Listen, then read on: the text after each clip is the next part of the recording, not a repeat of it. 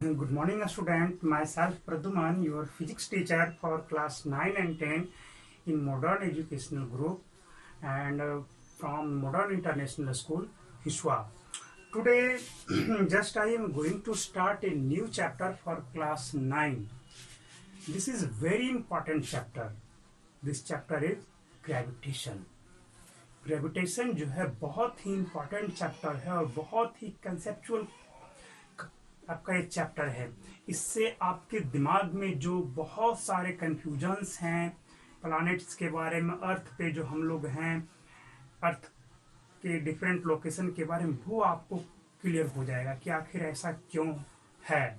जो आखिर ऐसा क्यों है, ये तो क्वेश्चन अभी आया ही नहीं है, वो भी क्वेश्चन आपके सामने आएगा। First of all you have to know about gravitation.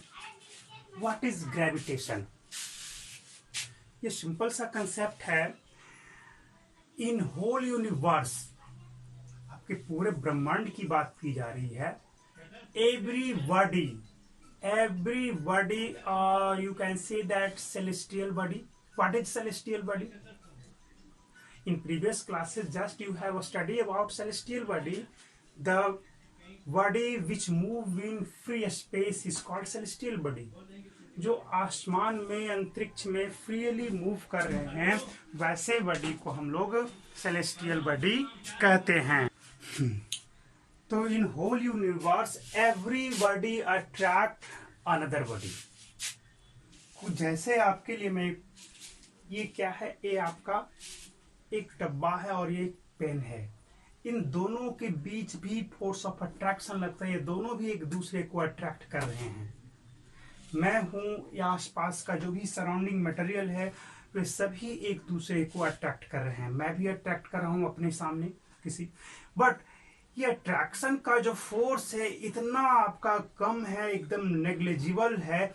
इस वजह से न वो हमारी ओर आता प्रतीत होता है और न ही हम उसकी ओर। बट जैसे ही मैं इसको ड्रॉप करता हूं, क्या होता है, ये नीचे की ओर गिरना शुरू हो गया। आखिर क्यों? Because of gravitational attraction between earth and this pen. Earth और इस पेन के बीच में ग्रेविटेशनल अट्रैक्शन हो रहा है और वो इतना ज्यादा है, इतना प्रभावी है कि जब इसे हम ड्रॉप करते थे नीचे की ओर जाता हुआ हमें दिख जाता है। फोर्स लग रहा है तभी तो, है ना। बट अगर आप इस दो छोटे छोटे ऑब्जेक्ट की बात करोगे तो ये आपको नहीं, बिल्कुल ही नहीं लगेगा कि ये तो जैसा था वैसा ही है, रखा हुआ, बरसों से रखा हुआ है, किसी तरह का कोई फोर्स इस पर लग नहीं रहा है। तो ऐसा सिर्फ हमें और आपको लगेगा, लेकिन एक्चुअल में इनके बीच भी फोर्स ऑफ अट्रैक्शन लगते हैं, है ना। ये बहुत ही मिनिमम अमाउंट में होता है। चलिए, ये जो हुआ, हम लोग यूनिवर्सल लॉज ऑफ ग्रेविटेशन के बारे में पढ़ेंगे, है ना। This law is given by sir Isaac Newton, है ना। ये आप जान ही रहोगे, सिर्फ आइजक न्यूटन नाम था, सर तो बाद में उनके पास लगाया गया। काफी वो महान साइंटिस्ट हुए नहीं, अब तो कब के चले गए। तो जान लें इस चीज को कि उन्होंने जैसे न्यूटन्स लॉज ऑफ मोशन दिया था, तो प्लैनेट्स के मूवमेंट के बारे में, दो बॉडी के बीच अट्रैक्शन के बारे में, दो बॉडी हैं, सेलेस्टियल बॉडी है, उनके बीच फोर्स ऑफ अट्रैक्शन के बारे में उन्होंने कुछ थ्योरीज को दिया, जिसे हम लोग यूनिवर्सल लॉज ऑफ ग्रेविटेशन के नाम से जानते हैं। According to universal laws of gravitation और according to Newton's laws of gravitation, ये भी कह सकते हो Newton's laws of gravitation, every celestial body attract another celestial body. ये तो सही है, तो ग्रेविटेशन हो गया, है ना। But according to laws of gravitation the force of attraction, according to universal laws of gravitation the force of attraction between two celestial body is directly proportional to product of the mass of the body, है ना। Simple सा है। First case में क्या कहा गया, suppose two celestial body is given here, first is m1 and second is m2, then ये both body attract another body, एक दूसरे को दोनों क्या कर रहे हैं, अट्रैक्ट कर रहे हैं, बट इनके बीच जो फोर्स ऑफ अट्रैक्शन लग रहा उसके बारे में ही universal laws of gravitation explain करता है ना। वो कहता क्या है कि the force of attraction between two body is directly proportional to the product of magnitude of their masses. Product of magnitude of their masses, that means F G लिख दो, is directly proportional to m1 m2 and inversely proportional to the square of the distance between them. Inversely proportional to the square of the distance between them. इन दोनों के बीच का distance, suppose that इनके centre और इनके centre के बीच का डिस्टेंस क्या है, आर। जब भी हम लोग डिस्टेंस को कंसीडर करेंगे तो फ्रॉम द सरफेस नहीं करेंगे, from the centre of the body, है ना, जो सेंटर है वहां से कंसीडर करेंगे। तो suppose distance between center of two celestial body or two massive body is r, then according to universal laws of gravitation the force of attraction between them is inversely proportional to a square of the distance। ऐसा कहता है। अब आइए इसका मतलब क्या है और इसका मतलब क्या है, हम इसे भी समझे। ये दोनों का मीनिंग क्या है इसे अच्छी तरह से समझना होगा ना। चलो ठीक है, हम आते हैं अपने पॉइंट पे। इसे इरेज करने के बाद देखा जाए, हमारा जो फर्स्ट स्टेटमेंट है, the force of attraction is directly proportional to product of magnitude of their masses. इसे अच्छी तरह से समझने के लिए हमने यहाँ पे ए बी सी डी 4 तरह का केस लिया है। यहाँ पे कितने बॉडी हैं, हर एक के केस में 2 पेयर ऑफ बॉडीज को हमने लिया है। फर्स्ट पेयर में क्या है, 500 200 800 100 300 400 1000 एंड 40 है। तो इस तरह से आपको 4 केसेज हैं और सभी के बीच का जो डिस्टेंस है वो इक्वल है। किसी के बीच का डिस्टेंस ज्यादा कम नहीं है, सभी के बीच का डिस्टेंस क्या है, r है। अब आप according to universal laws of gravitation की मदद से बताइए कि किसके बीच में फोर्स ऑफ अट्रैक्शन मैक्सिमम होगा और सबसे मिनिमम किसके बीच में आएगा। फर्स्ट केस में आपको देखो, तो देखिए आपको मैंने बताया था प्रोडक्ट ऑफ मैग्नीट्यूड, तो मास ऑफ देयर मासेस, यहाँ पे 500 है, यहाँ पे 200 है, तो इन दोनों का प्रोडक्ट चेक करो कितना आएगा। ये प्रोडक्ट 5 2 जा 10 40 ये आ गया। इसमें चेक करो 8 कितना आएगा, 1 2 3 4, यहाँ पे कितना आएगा, 4 3 जा 12 कितना है, 1 2 3 4, यहाँ पे कितना आ जाएगा जी, तो सिर्फ और सिर्फ 4 रह जाएंगे, 1 2 3 एंड 4। किस केस में आपको प्रोडक्ट मैक्सिमम आया चेक करो। तो यहाँ पे आपका कितना है, 1 लाख है, यहाँ पे 80,000 है, यहाँ पे 1,20,000 है, यहाँ पे 40,000 है। कितना है ये, 40,000। अब सोचो आप ही कि किस केस में आपका फोर्स ऑफ अट्रैक्शन ज्यादा होगा। तो in which case the product is maximum, in that case force of attraction will be maximum. आपका इस केस में आप देख रहे हो कि प्रोडक्ट जो है, प्रोडक्ट ऑफ देयर मासेज, जैसे अकॉर्डिंग टू दिस लॉ कि product of magnitude of their masses है ना। तो यहाँ पे इसका प्रोडक्ट जो मास का जो मैग्नीट्यूड का जो प्रोडक्ट है यहाँ पे ज्यादा है सबसे। So you can say that the force of attraction is maximum in case सी।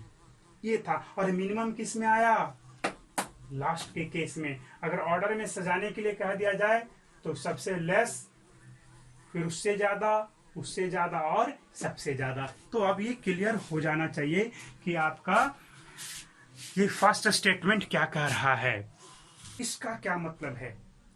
जैसे कह दिया जाए x is directly proportional to y, इसका मतलब ये हुआ कि आप y को डबल करोगे तो x भी डबल हो जाएगा, इसको 3 गुना करोगे तो ये भी ट्रिपल हो जाएगा। बिल्कुल आप चेक कर सकते हैं।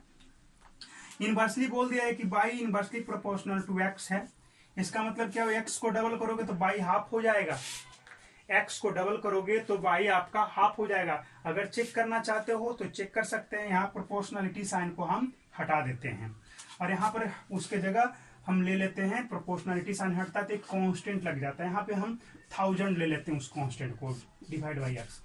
अब हम x को 1 रखा, x हमारा x1 नाम दे दिया, तो ये कितना आएगा, y हमारा क्या हो जाएगा, x equal to 1, then y equal to हमारा 1000 हो गया।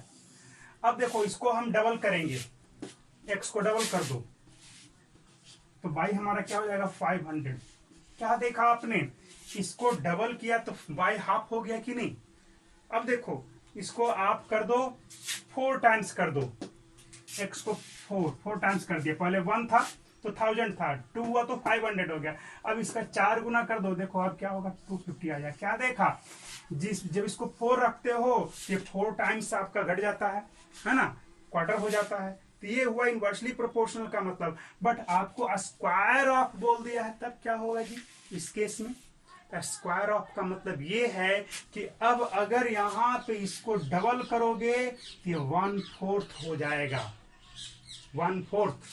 ट्रिपल करोगे तो 1/9 टाइम्स हो जाएंगे।